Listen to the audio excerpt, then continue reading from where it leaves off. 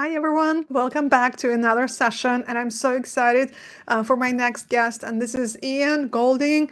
And Ian is going to talk about the future of CX profession. There's been a couple of questions for previous speakers, and I'm excited to chat about this topic again right now. Ian, you have the floor.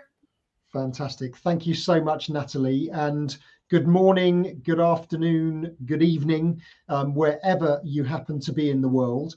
It is a real pleasure for me to be able to join you today to share my thoughts on the future of the customer experience profession. So just bear with me for 1 second as I share my screen. You should hopefully now be able to see it. Yes. Over the next 30 minutes, I want to share things with you that some of you may think are slightly provocative. Some of you might think are slightly controversial. But what I want to do is to take a little bit of time to pause and reflect on where the customer experience profession has come from, where it is today, and where it's going in the future. To kick us off, I want to start with this very simple question, which I don't necessarily expect you to answer, but it's a question that many people are still asking to this day. What actually is customer experience? Now, I am a global customer experience specialist. Now, I use the word specialist very intentionally because I don't really like the word expert, because experts suggest that I know everything. And I personally believe that in the subject of customer experience, the field, no one will ever know everything. And the role of a specialist is to never stop learning. And actually, I've been doing this for over 25 years. How I've not gone grey apparently is down to my wife, but I'm not totally sure that's the case. But I first had customer experience in my job title in 2005. In 2005, despite having that in my job title, no one really knew what it meant. But sitting here today, as we come towards the end of 2021, there are still many organizations, many professionals who do not really understand what customer experience is. And that gives us the opportunity to ask ourselves, where did customer experience come from in the first place? And how is it really evolving? Customer experience as a discipline, as a profession in its own right, is still in relative terms very new. Customer experience can trace its roots all the way back to the early days of direct marketing, evolving from direct marketing into CRM until eventually customer experience being recognized as a discipline in its own right. Customer experience as a profession came into being in 2011. This year, in fact, last week, we celebrated the 10th anniversary of the formation of the Customer Experience Professionals Association. What customer experience professionals do has only been recognized as a thing for 10 years, which in relative terms still makes it very, very new. And that's one of the reasons why there is still a lot of confusion as to what customer experience is. However, despite the fact this is still very new, customer experience is continuing to evolve. And as we sit here right now, there is a growing understanding that customer experience itself cannot sit in isolation of the employee experience.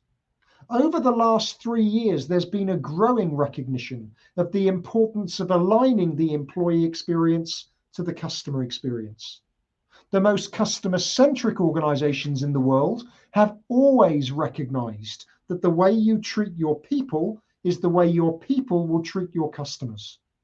And so I believe we're now in an era not of customer experience or employee experience, but the human experience. Whatever way you look at it, however digitally enabled the world becomes, customer experience is about human to human interaction. And as a result, we need organizations to understand the importance of that human to human interaction.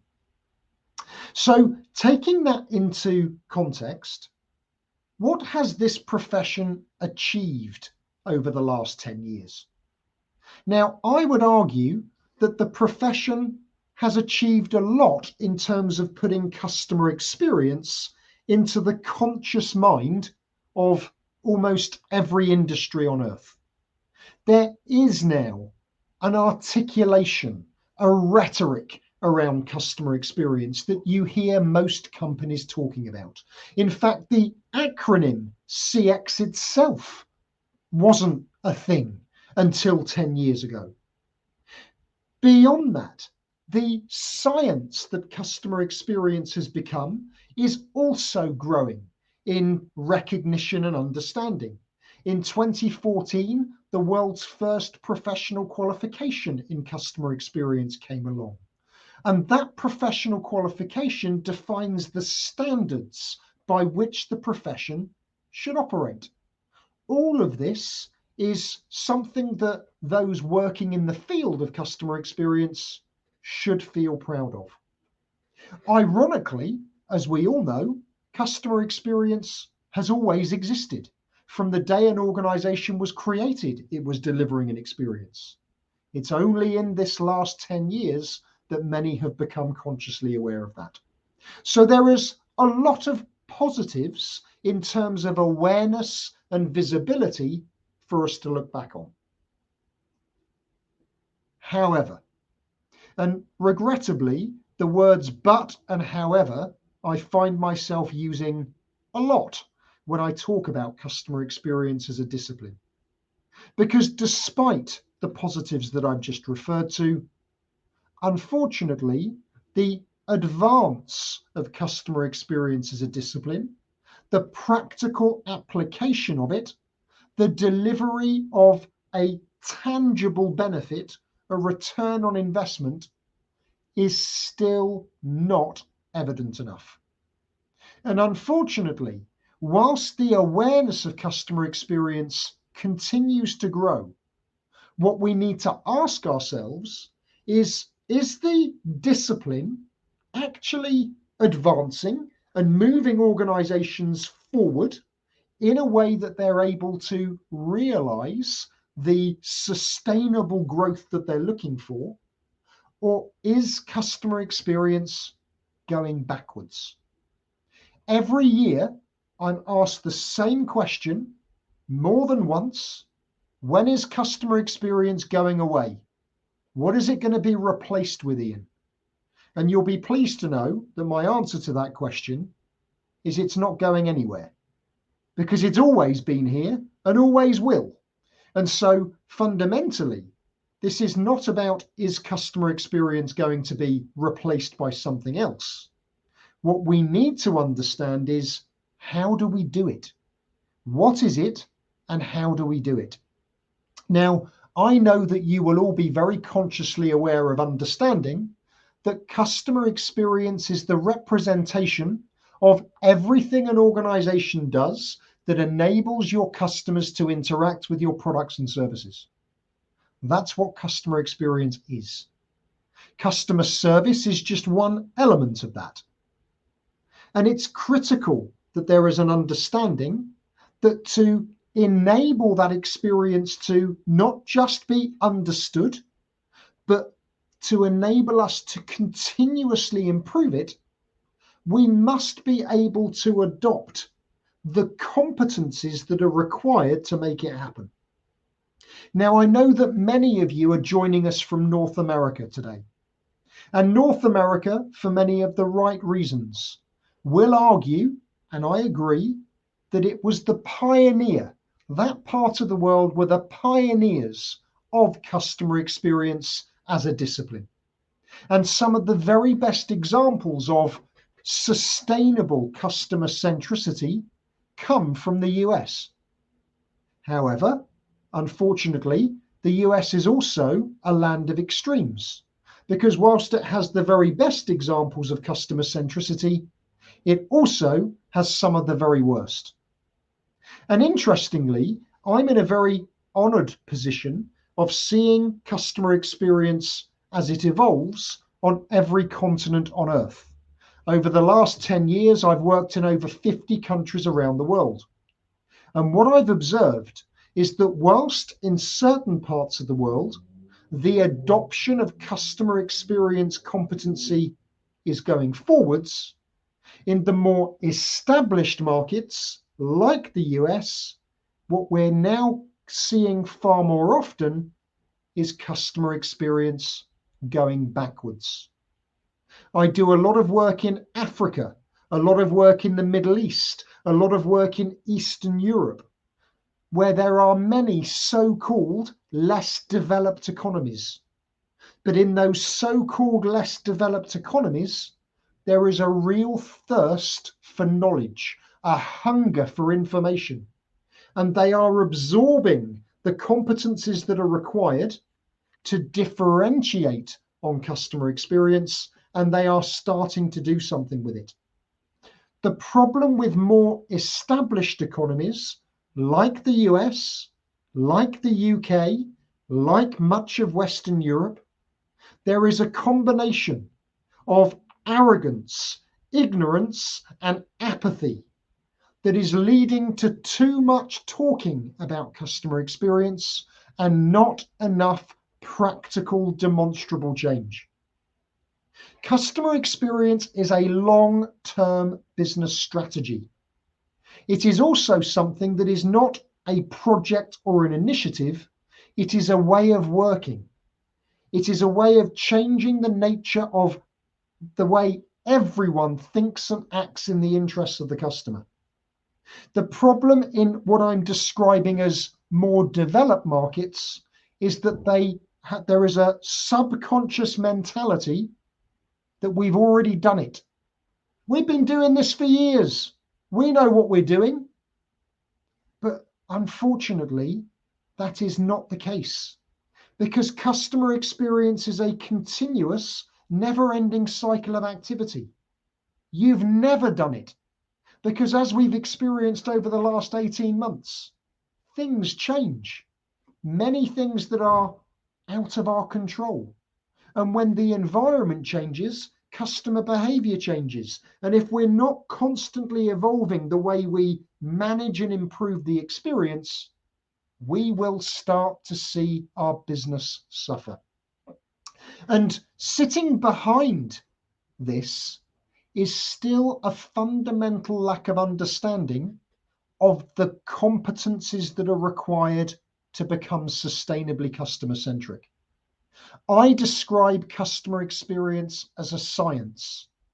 It's not rocket science, but it's that lack of understanding of the science that is one of the biggest problems. And I just want to give you an example of what I mean by the science. One of the most important competencies that defines the customer experience profession is the customer journey. And I have no doubt that you are fully aware of the customer journey. But the way organizations are visualizing the journey is a real issue, because many have been mapping customer journeys until they're literally coming out of their ears, but very few organizations have understood that visualizing the journey is only one element of what we call customer journey management. Customer journey management really brings to life the science, because it is a continuous, interconnected cycle of activity that includes knowing who your customers are in the first place. The customer journey is called a customer journey for a reason, because it's a customer journey. But too many are mapping journeys by channel or by product. This is not a channel journey. This is not a product journey. And if your customers can interact with you across channels and across products, if you do not look at the omni-channel, omni-product journey, you will misinterpret how your customers are interacting with you. When we know we know who our customers are, then we visualize their journey. When we visualize the journey, we then need to measure it to identify the small number of priorities having the greatest negative effect on customer perception and, as a result, financial performance. And when we know what the priorities are, we then fix them. And when we fix them, we go back around that cycle indefinitely, forever.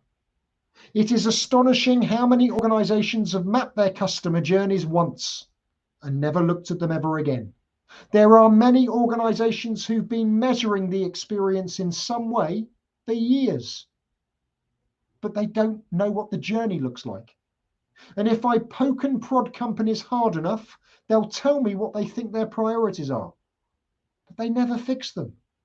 And this is again why so many organizations, they talk a good game, but they're not actually delivering any tangible, measurable change.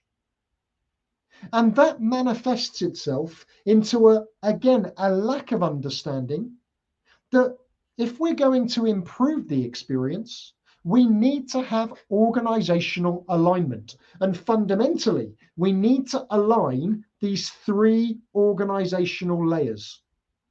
The first layer is your customer journeys. As I've said, every organization has one, but it's only in recent times many have become consciously aware of that fact. The second layer are your business processes. Most organizations have been aware of process for decades, but unfortunately, most, if not all, created and implemented their processes without knowing there is a customer journey. So if you try to underpin the things your people do every day, your processes, to the customer journey, you will have the realization that they don't align. There'll be people doing things every day that have no impact on the customer at all. And if that's the case, we must ask ourselves, why are they doing it then? There'll be processes crossing over each other. There'll be duplication. There'll be gaps when nothing happens to the customer. And this is not about the capability of people. This is because processes were put in place without knowing there was a customer journey. And it gets even worse when we get to the third layer, and this is the critical bit. Because like process, most organizations bought, designed, and implemented technology without knowing there was a customer journey, which means that what we're seeing, both historically and to this present day, are organizations buying technology, forcing it into the organization, forcing processes into it, and customers get whatever they get. And part of the reason that this continues to happen is that far too many are seeing technology not as a way of improving the experience, but as a way of saving money, of cutting cost, of eliminating human interaction. But if you do that without understanding the customer journey, you may well achieve your objective of cutting cost, but you will do so by making the journey worse. What we need organizations to understand is that technology is vital and will continue to become more and more vital. But instead of starting with the technology and working upwards, we should be starting with the journey and working downwards. So with all of that in mind, going forward, what needs to happen? What needs to change in the future? Well, firstly, just to repeat, customer experience is going nowhere. Okay, this is my answer to that question. Is customer experience going to be replaced by something else? Absolutely not. It's always been here. It always will. What fundamentally must happen is education, education, education. This is a subject that too many believe they know everything about, but in reality, they don't. I've shared knowledge with over 20,000 people in more than 50 countries over the last 9.5 years. And the knowledge I share is about the practical application of the competencies that are required to become customer-centric. But the reason I'm sharing that with you is that less than 2% of those people have represented the C-suite or equivalent. It is incredibly rare for me to have a CEO, a CFO, a CMO attend one of my masterclasses. And I always ask myself, well, why is that? Is it because they know all of this already? Is it because they don't care? Is it a combination of those things? It is vital that there is an acknowledgement that we need to keep learning. Among other things, I'm the course director for customer experience for the Chartered Institute of Marketing. And through those courses, I've had senior leaders from Amazon attend some of my classes. They're not there because they need to be. They're there because they want to be, because they want to know, what do I not know? What do we need to do differently? And that's why we need to invest more in ensuring that our organizations understand the competencies that are required. But moving beyond the skill set itself, one of the negative side effects of the pandemic, there are a number, but one of them is that organizations seem to have become even more task focused than ever before. And what that means is that we're so stretched in doing what the business needs us to do that people are not given the time or taking the time to think. If we want to become sustainably customer-centric and deliver sustainable growth as a result, we can only do so if our people are thinking and acting in the interests of the customer. You don't need me to tell you that most of the time people are thinking and acting in the interests of the business, not the customer. And if that continues, organizations will never realize the benefit of a customer-led strategy. But giving people time to think when we are so used to just doing what we're told is easier said than done. We need to give people time. And it's very easy for me to say sitting here in this chair. But if organizations continue to just push their people to execute tasks, the consequences are we won't think and act in the interests of the customer. We won't be able to develop those deep long-term relationships with them, and they will go somewhere else. But we also need to get much better at listening. Many organizations will say to me, we've been listening to our customers for years. We've got a voice of the customer program. We measure NPS. We listen all the time. But there's listening and there's capturing a number to use as part of a management incentive program and massage egos. How many organizations are genuinely listening to what their customers are telling them, doing something about it, and then closing the loop with the customer to explain what they've done? I can tell you that it's very few. We must stop paying lip service to listening, and we must start to actively listen. Actively listen and act on the things that we're hearing, not just from our customers, but also from our own people. We don't do that. And the reason that organizations don't tell customers what they do with the feedback is because they're not doing anything with it. And that has to change going forward. Feedback is a gift. I'm not the first person to say that. And we've got to make sure that we really develop the benefit of that gift. So, bringing me towards a conclusion. Hopefully, what I'm sharing with you will resonate. But I must make it clear that this is not easy. I've been involved in this profession for a very long time. Initially, 17 years as a practitioner on the inside of a variety of corporate organizations, and now for the last 9.5 years, independently. And there are many, many times in my career where I felt like the only human being on earth that understands this. Working in an organization with skeptics, with people that really do not want to change, with people who look at me as if I'm completely mad. And they may well be right. I probably am mad. But the thing is, trying to change the way an organization thinks and acts is really tough. And that's why the profession that customer experience has become is such a caring, sharing, collaborative profession. If you are recognizing some of the things I'm saying, I want to reassure you that you're not alone. You are not the only one. There is a community of professionals out there going through the same thing as you. And so, if at any point you're feeling like you want to jump off the top of your building because no one gets it, reach out. Reach out to me, reach out to other customer experience professionals who will reassure you that you are going in the right direction. Because I want to remind you of something I said at the beginning of my presentation. Customer experience on day one was about human to human interaction.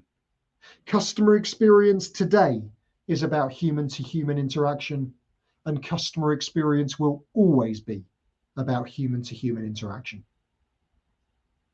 I hope you found what I've shared with you interesting.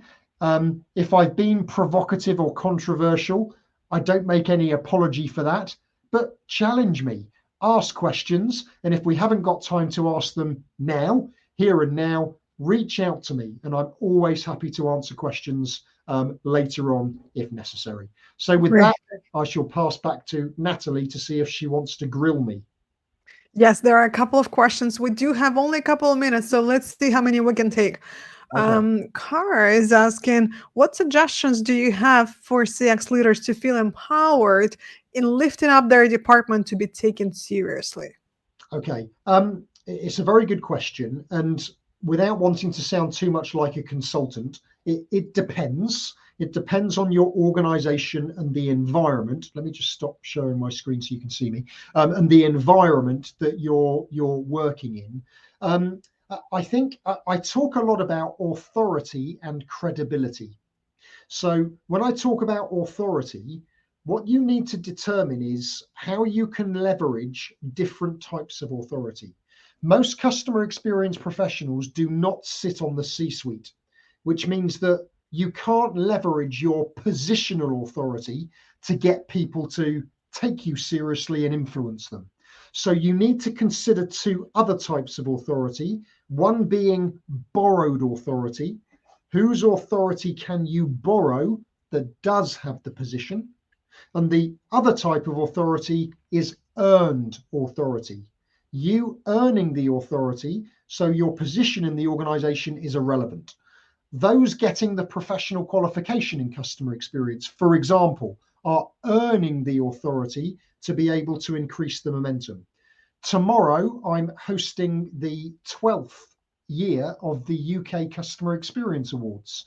Those organizations getting recognition for the great things they're doing are earning that authority. So only a short answer to your question. But again, if you want me to go into more depth on that, reach out to me and I'm very happy to do that for you.